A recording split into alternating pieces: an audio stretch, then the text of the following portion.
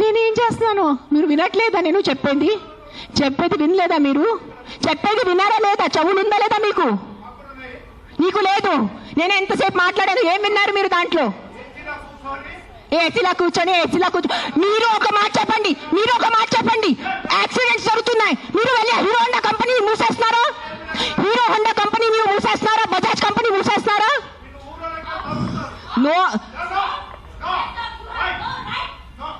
ఏదో ఒకటే నోరు తెరిచి మాట్లాడుతున్నారు సెన్స్ లేకుండా. ఎంత చెప్పండి మీరు. 1 second.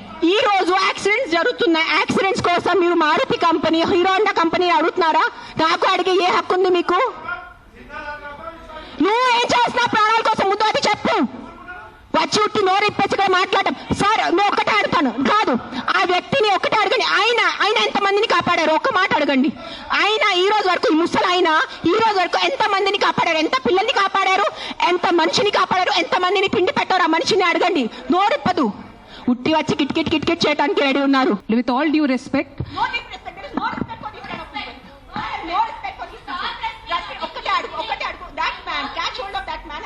how many kids he has given food to, how many pedavalla he has given food to, how many anathashram he has gone to, how many vruddhashram he has gone to. ఏం చేశారు ఆయన మనుషుల కోసం? ఆయన్ని అడగండి. Sir ఒక్కటే request sir, మీరు రండి. ఆవేశంలో కాకుండా మీరు చెప్పిన మాట ఏమనుకుంటున్నారో అది మీరు కూడా కామ్ గా చెప్తే మేము కూడా దానికి కామ్గా. ఆయనే కాదు, ఈ క్వశ్చన్ ప్రతిసారి మన ముందుకు వస్తూ ఉంటది. దట్ అందరికీ ఒకటే అడుగుతాను. ఇక్కడ ఉన్న ఎంతమంది, ఒక 100 మంది ఉన్నారు. ఎంతమంది అనాథాశ్రమంకి వెళ్తున్నారు? ఎంతమంది అన్నదానం చేస్తున్నారు? ఎంతమంది అనాథాలకి చదువు చెప్పించారు? ఎంతమంది వృద్ధాశ్రమం వెళ్ళారు? ఎంతమంది ఏం చేశారు సొసైటీ కోసం? నాకు ఈరోజు ఆన్సర్ కావాలి. మీరు మనుషుల ప్రాణాలు అంటాను. మీ అందరూ 100 మంది ఇక్కడ మనుషుల కోసం ఏం చేశారు నాకు చెప్పండి. నేను చేశాను. నేను ఎంతమంది అనాథాలకి తిండి పెట్టాను? ఎంతమంది అనాథాలకి నేను చదువు చేయించాను? వృద్ధాశ్రమం వెళ్ళాను, వృద్ధాశ్రమంలో నేను డొనేషన్స్ చేశాను. ఎవరు చేశాను? నాకు ఒక్క చేపు పెట్టుకోండి నేను చేశానని. నీ ఒక్కటి చూడండి. ఎవరైనా వెళ్ళారా మీరు? ఈ రోజు వరకు ఎవరైనా అనాథాశ్రమంకి వెళ్ళారా? అన్నదానం చేశారా ఎప్పుడైనా? తిండి ఉన్న వాళ్ళకి తిండి పెట్టారా? మాట్లాడుతున్నారు, పెద్ద మాటలు మాట్లాడుతున్నారు. చేసేది ఏం లేదు. నేను ఇంట్లో కూర్చొని కాదు, నా 5 స్టార్ ఇంట్లో, మీరు మీ ఇంట్లో కూర్చొని ఏం చేయట్లేదు. అది ఒక్కటే నైజం. అది మీరు గుర్తుపెట్టుకోండి. నిజంగా మీకు మనుషుల కోసం ఎంత ఉంటే, చిన్న పిల్లలు ఆకలితో చేస్తున్నారు. మీరు ఆ చనిపోతున్న చిన్న పిల్లల ఆకలితో ఆ కళ్ళు చూసి ఉండగలరా? How can a child die of hunger? ఒక చిన్న బిడ్డ ఆకలితో ఎలా చేస్తుంది చెప్పండి నాకు. హౌ? మన దగ్గర అంత అన్నం లేదా? మన దగ్గర అంత డబ్బు లేదా ఈ ప్రపంచంలో? ఎక్కడ ఎవరైంది చెప్పండి. నాకు ఎంత ఉంది, నేను చేస్తున్నాను. నాకు తెలుసు, నా పక్కన ఉన్న వాళ్ళకి తెలుసు. నేను ఎంత చిన్నప్పటి నుంచి చేసేస్తున్నాను, ఈ రోజు కాదు. జస్ట్ నేను ఎప్పుడు ఇంత గట్టిగా ఎప్పుడు ప్రెస్ కాన్ఫరెన్స్ లో మాట్లాడలేదు. నేను పర్సనల్ గా వెళ్ళి, నేను అనాథాశ్రమంలో వాళ్ళకి నా ఇష్టం ప్రకారం తిండి పెట్టుకోను. ఒక 20 మంది 50 మెంబర్స్ ఉండే ఆ పిల్లల్ని నేను అడుగుతాను, బాబు మీకు ఏం తినాలని? నా దగ్గర లిస్ట్ ఉంది. ఒక పిజ్జా అడుగుతారు, ఒక నూడిల్స్ అడుగుతారు, ఒక బిర్యానీ అడుగుతారు. నేను ప్రతి చిన్న పిల్లలకి సెపరేట్ తిండి పెడతాను. నాకు పెద్ద అన్నదానం చేయాలంటే ఇష్టం ఉన్న జస్ట్ ఒక పెద్ద ఈ కేటరర్స్ వాళ్ళని చెప్పేసి బిర్యానీ కుక్ చేసి పంపును. ఒక్కొక్కరిని అడిగి ఒక్కరికి బర్గర్ తినాలంది. 100% ఉంటాయి. First is GHMC. Contact GHMC because this government. Now we are NGOs. People should understand we are NGOs. Understand the difference. We are doing voluntary work. మీరు ఓట్ ఇచ్చిన గవర్నమెంట్ అడగటానికి మీకు నోరు లేదు ఎవరికి. ఆ వ్యక్తికి ఒక మినిస్టర్ ముందు వెళ్ళి ఇట్లా అడగమని చెప్పండి. I challenge that man. Go in front of your chief minister. Go in front of your MLA. Go in front of your corporator and talk like this. Right now, if I give out my number, people will call me and harass me. That's why I'm not giving out my number. Google it, you will find it. You send me a video of the dog, you send me a video of a locality, you send me the problem, I will deal with it. I cannot give out my number publicly because meeku telusu janalu enta mandi. You saw that how that man was. ఏం చేయరు, ఉట్టి no tick చేయడానికి ఉంది. చేయడానికి ఎవరు లేరు. మీ అందరికీ నేను ఈరోజు ఛాలెంజ్ చేస్తాను. నీకు నిజంగా మీకు చిన్న పిల్లల గురించి ఎంత బాధ ఉంటే స్టార్ట్ విజిటింగ్ యువర్ అనాథాశ్రమ్స్. మీ ఇంట్లో ఉన్న పని వాళ్ళకి మీరు ₹1000 కోసం బార్గెనింగ్ చేస్తారా లేదా? ఆ పని వాళ్ళకి చిన్న పిల్లలు లేదా? మీ ఇంట్లో ఉన్న పని వాళ్ళకి చిన్న పిల్లలకి మీరు చదువు చెప్పిస్తున్నారా? మీ ఇంట్లో ఉన్న పని వాళ్ళకి మీరు తిండి పెడుతున్నారా? చెప్పండి నాకు. మరే మాట్లాడుతున్నారు హ్యూమన్ రైట్స్ గురించి, చిన్నపిల్లల గురించి మెంటల్గా మాట్లాడుతున్నారు. I think I should stop talking now. Let Rashmi talk.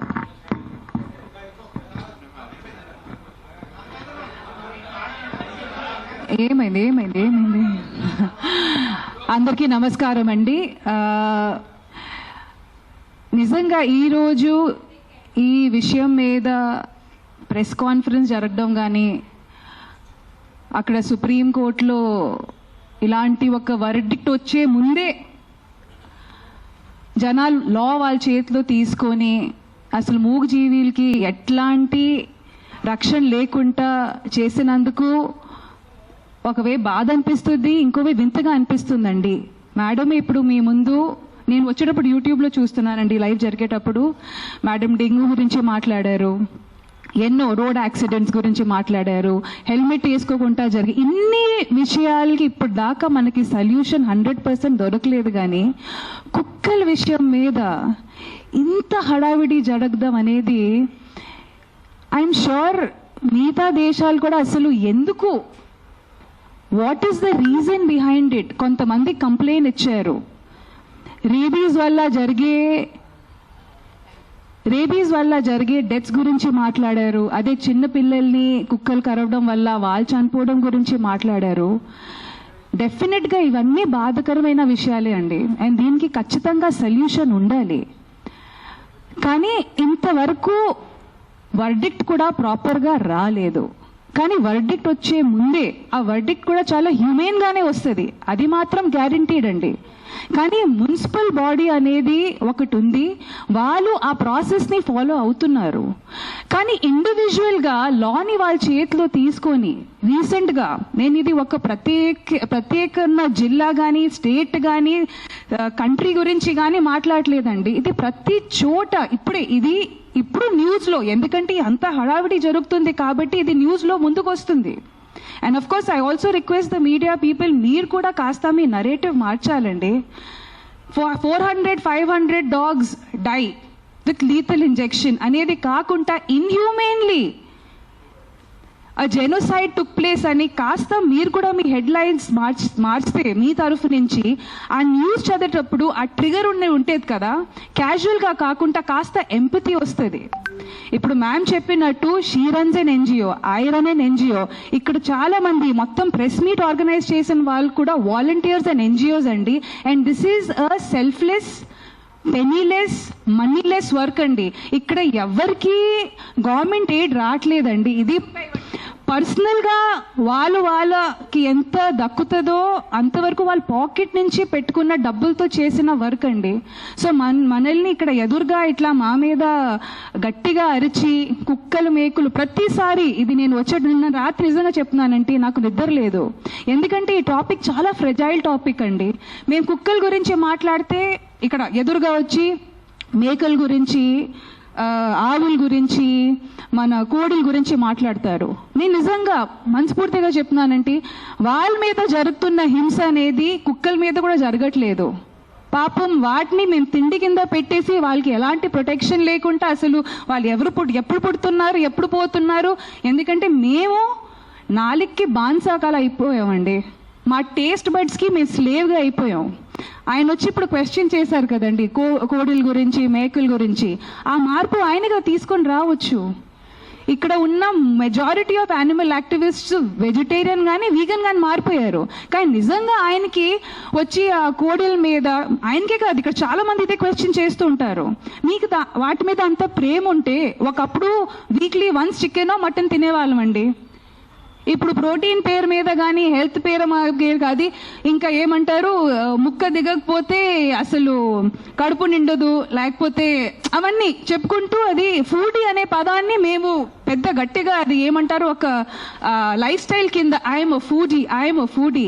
ప్రకృతి అనేది నేను చెప్తున్నానండి, కోడి మేకలు కుక్కలే కాదండి, చెట్టులకి కొత్తిమీర ఆకు కూడా ప్రాణం ఉంది. అందుకే పెద్దోళ్ళు చెప్పారు, అన్నం తిండి తినే ముందు ఆ ఫుడ్కి మనం రెస్పెక్ట్ ఇవ్వాలి, ఎందుకంటే అది కూడా మాకు ప్రాణం పోయడానికి తన ప్రాణం త్యాగించింది. సో దాన్ని మనం రెస్పెక్ట్ ఇవ్వాలి. పెద్దోళ్ళు కూడా అదే అన్నారు.